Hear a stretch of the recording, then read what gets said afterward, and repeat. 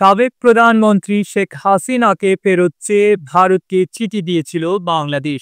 তবে এ বিষয়ে দিল্লি থেকে কোনো ইতিবাচক উত্তর আসেনি বলে জানিয়েছেন পররাষ্ট্র উপদেষ্টা মোহাম্মদ তৌহিদ হোসেন।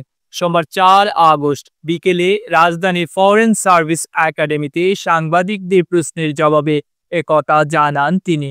শেখ হাসিনাকে ফেরত আনা নিয়ে জানতে চাইলে তৌহিদ হোসেন বলেন, এর নতুন কোনো তথ্য নেই। বিচারের সম্মুখীন করতে বাংলাদেশ ভারতের কাছে শেখ হাসিনাকে ফেরত চেয়েছে। ভারত থেকে কোনো ইতিবাচক উত্তর আসেনি। বাংলাদেশ অপেক্ষা করছে।